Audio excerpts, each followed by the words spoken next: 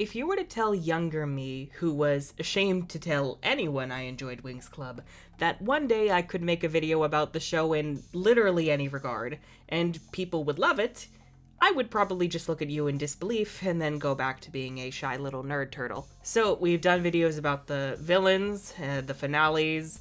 Let's rank the premieres, because why not? A good premiere will welcome you back after a long hiatus and get you hyped for what the rest of the season has to bring. So I figured why not rank the series premieres from worst to best. These will strictly be about each season's first episode, how compelling they are, and how well they represent the rest of the season. I'm still in awe that I can just do this and people will watch. Like, wow, okay. Now without further ado, let's begin the madness.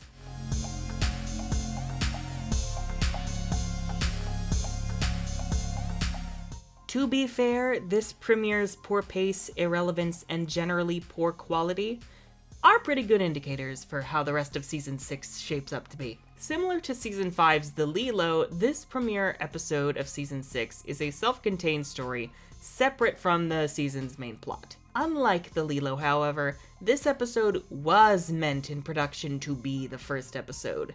And also unlike The Lilo, this episode has barely any highlights to make it worth the effort. This episode follows the end of Season 5, where Daphne has been brought back to life.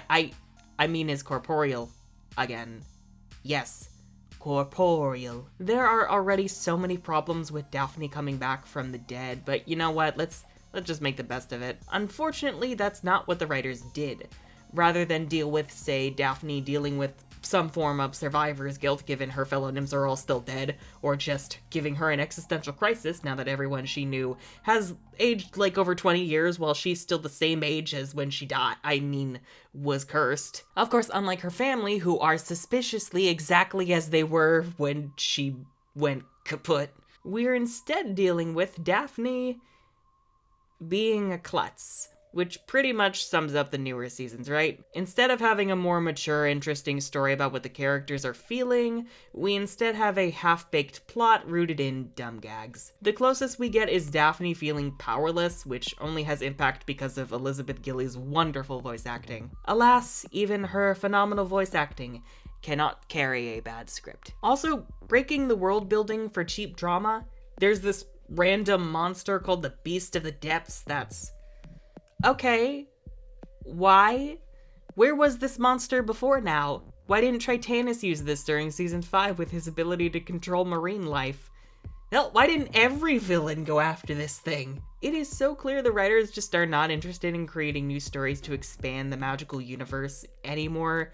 The primary goal now is to just throw in this monster on a whim and make it super strong to give us cheap conflict, and then just dispose of it immediately after. What could have been a potentially interesting, mature story about Daphne's return and her struggles and being alive again is instead made into a boring episode about getting Daphne to believe in herself again, and it's all capped off with a kinda catchy song that has nothing to do with anything that just happened. Thanks. I hate it.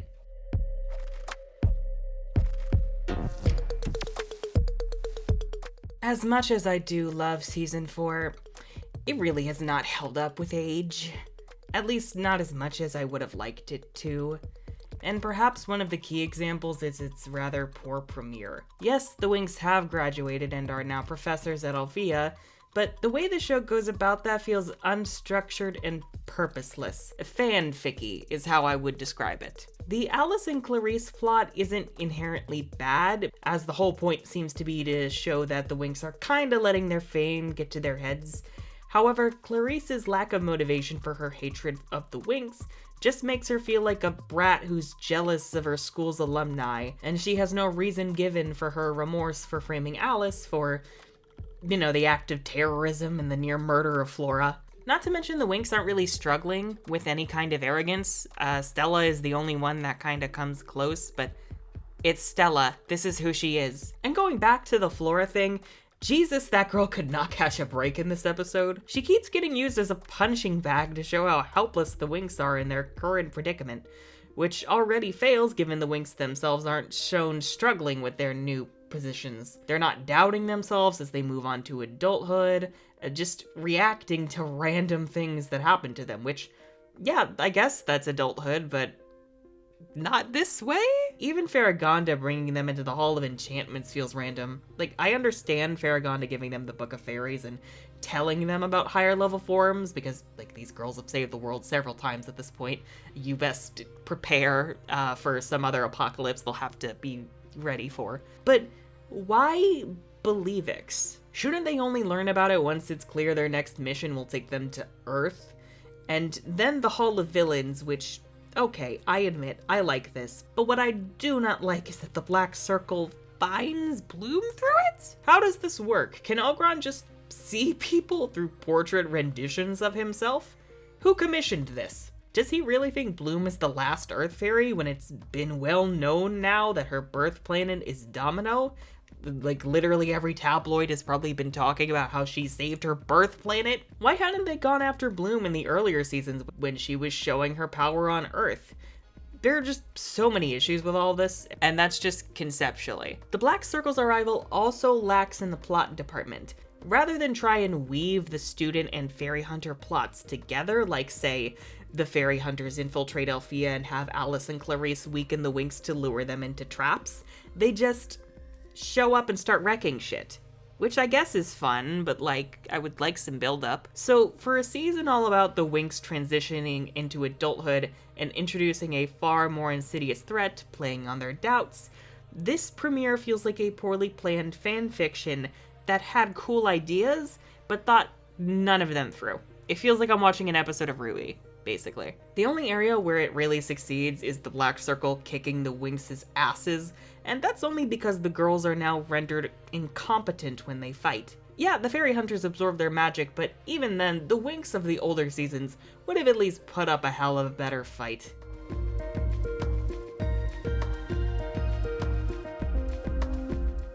Oh god, season 7. Incredibly and thoroughly underwhelming. All the way through. Some of the Winx's banter is cute, especially when they're sneaking into Althea, and I do appreciate Farragonda finally reprimanding them, even if it does confirm that they've been retconned into students again. And I also appreciate the design of the Althea Natural Park, Roxy's involvement in looking over the park's opening, and basically anything Kiko does. But ultimately, this premiere lacks any tension. Unsurprising given this season's antagonists have such little presence to begin with, but the Winx don't even know who they're up against. They're just fighting some random bird. I'm losing to a bird! For a power born of the goddamn dragon flame, Bloomix really seems useless against this random creature that just wandered into the park. I appreciate some of the choreography here, and that the fight is more action-heavy with less of the old generic beams of light here and there. But that doesn't really matter if the Winx, who have saved the entire universe nearly a dozen times by this point, are also getting their asses handed to them by some rogue hawk. I'm losing to a bird! Like, what next are they gonna get beaten up by a kangaroo? Oh. Oh shit! Next you'll be telling me they'll be beaten up by a net! Oh wait, that was season 4. Oh god, season 4. There's not even a real sense of danger with the park having been infiltrated by a malevolent force. Like, imagine if through the whole episode the Winx were trying to locate a dark presence that was hunting them, only to find it to be some shapeshifter who's after some, I don't know, whatever the MacGuffin this year is. But no, much like season 4's premiere, there is a profound lack of plot. Also, why isn't Roxy stepping in? Could she not just transform and try to communicate with the bird, only to realize, oh fuck, it's a shapeshifter with her animal powers? Just please let her be useful, please! It's not that hard! You let Daphne do cool shit, why can't Roxy? Hashtag justice for Roxy.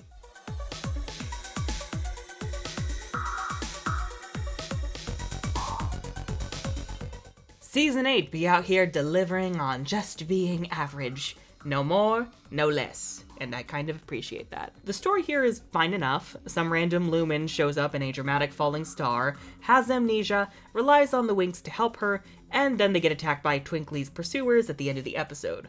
Overall, pretty solid. I can follow this. I don't appreciate all the filler that's here, namely due to the specialists being useless yet again. The only redeemable part is that Tekna and Timmy are working together on a machine to help Twinkly, because that one's actually plot relevant, as it actually helps them piece together how to defeat their enemy later on, but it probably would have felt better had the specialist been present for that fight. Especially with Riven's return, imagine how confused Misa would have been emotionally with him jumping in to try and protect her here. That all aside, the story is decent enough to keep you going, though it could have done better had Obscurum gotten to do more, and had there been a tease for Valtor's return at the very end.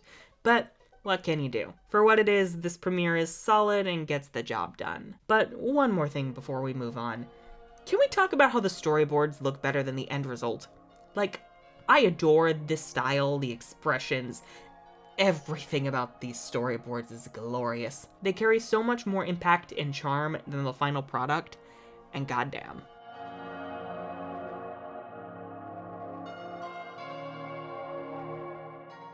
Oh, Season 5. You had such a compelling start, but all the red flags are so obvious in hindsight. This is the true first episode of Season 5, starting with the Winx still in Gardenia before they return to the magical universe. And you know what? I'm okay with all the cute filler here, specifically because this premiere followed a very long hiatus since the end of Season 4. We'd all been wondering how the writers would follow up Season 4, so for Season 5 to start out with some more low-key stuff, it felt like coming back home after a long trip. And the oil spill, while leaning on very ham-fisted environmentalist themes, I'm honestly okay with, given, you know, the planet legit is a mess, and climate change is coming to kill us all. At this point, I'm okay with the Captain Planet levels of capitalist oil tycoons bad.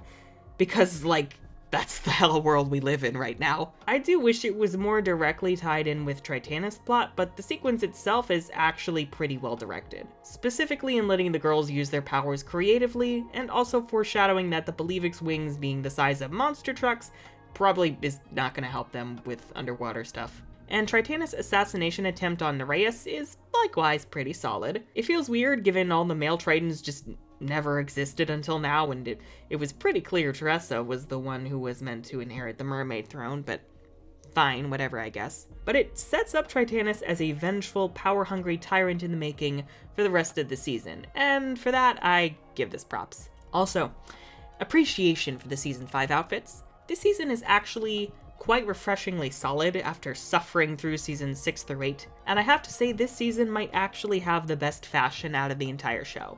Like, look at these outfits. Iconic. Simply perfect. Though yes, I'm still bitter Roxy got written out of helping with the oil spill, and then later with fighting the mutants. Like, what the fuck, y'all? Let her help.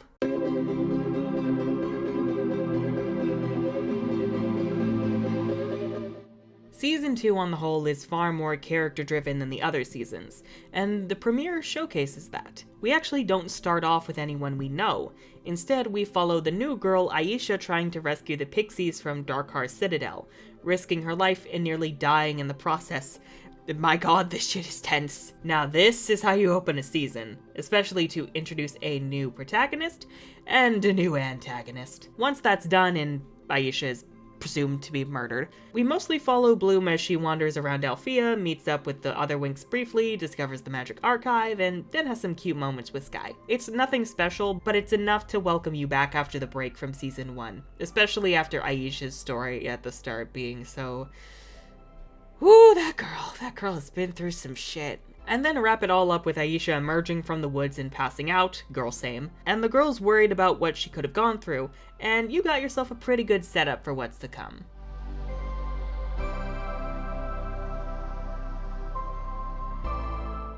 Ah, the series premiere. We actually start on a pretty cliche beginning with Bloom waking up late and then going about her daily routine before mystical mayhem ensues. It's enough to set her up as a girl who wants to grow up already, but also is clinging to childhood ideas of magic and fairies. Stella's arrival on Earth could have used some more explanation, but the setup's enough to make the plot of Bloom helping her evade Nut and his monsters interesting, especially given Bloom is actually quite active here, jumping in without knowing she can use magic to try and help Stella, and then later taking on the ghouls, knowing they're probably the only enemies she can handle as just a human, or rather, a fairy without mastery over her magic. And Stella?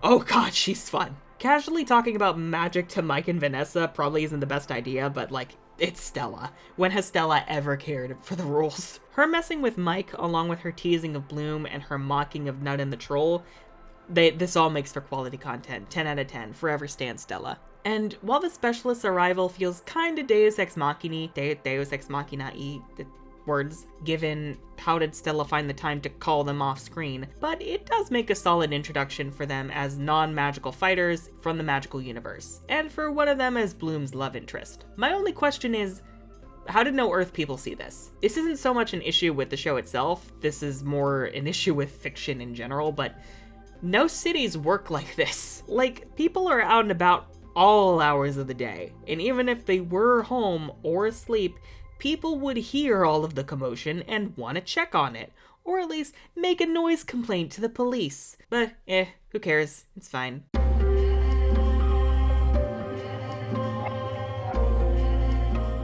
The best season couldn't manage to have the best finale, but it did manage to have the best premiere. Funnily enough, Season 3's plot hits the ground running right out of the gate, with this being the only episode the girls are just chilling the whole time like the old days. It's all tied together with the girls having finished their year at Althea, and now trying to get ready for Stella's party, with the driving motivation being the hope that Stella's parents might finally be getting back together, which I get the feeling was something a lot of fans were low-key wondering about ever since Season 1. It's a pretty chill, endearing start to a season that's going to put all of the girls through the goddamn ringer, especially with the introduction of Chimera before she becomes a prominent antagonist. And all the while, the Tricks are meeting up with the new big bad Valtor and making their escape from Omega, a far crueler place for crueler criminals. It's actually fun seeing these witches do most of the work to bust themselves out, meanwhile Valtor just bangs back and only involves himself when he absolutely needs to. Until he can show off his full power, of course, and breaks through the gate and turns the mermaid guards into his monsters. And wrap it all up with Valtor's actions having a direct effect on not only Aisha's homeworld, but Magic's as well. The tidal wave is a direct result of Valtor attacking the heart of all oceans, and Aisha has to leave immediately to save her people, leaving her friends behind. The stakes are already raised, the Winx's peace has already been disrupted, and shit would only escalate from here. Anyways, if you enjoyed that video and you would like to see more content like this from me,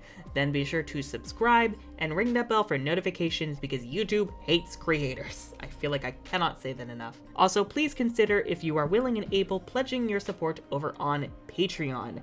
Patrons will have access to the private Union of War Discord server, $1 and up. I'm Unicorn of War, and Roxy deserved better.